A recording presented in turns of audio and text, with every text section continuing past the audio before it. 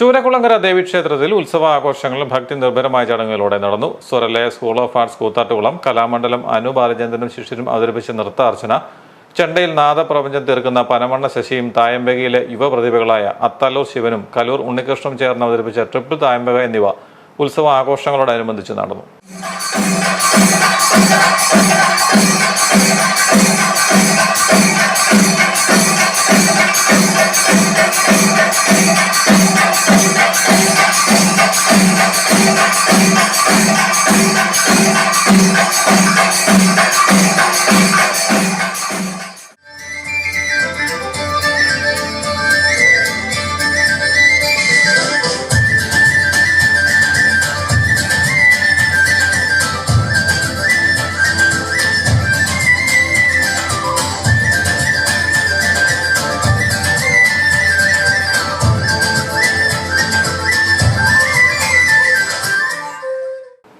ബുധനാഴ്ച കുംഭകുടം എഴുന്നള്ളിപ്പിൽ നിരവധി ഭക്തർ പങ്കുചേർന്നു.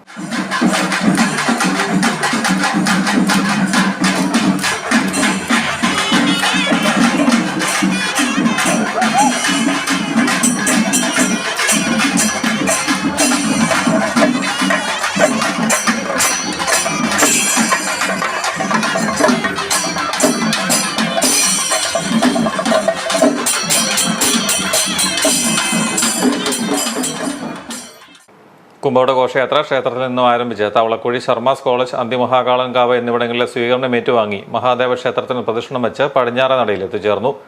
തുടർന്ന് കുംഭകോട ഘോഷയാത്ര ഏറ്റുമാനൂർ ക്ഷേത്രത്തിൽ നിന്നും പുറപ്പെട്ട് തവളക്കുഴിയിൽ സ്വീകരണത്തിന് ശേഷം ചൂരക്കുളങ്ങര ക്ഷേത്രത്തിൽ എത്തിച്ചേർന്നു. ക്ഷേത്ര ചടങ്ങുകൾക്ക് പ്രാധാന്യം നൽകി വിവിധ കലാപരിപാടികളോടെയാണ് ഉത്സവാഘോഷങ്ങൾ സമാപിക്കുന്നത്.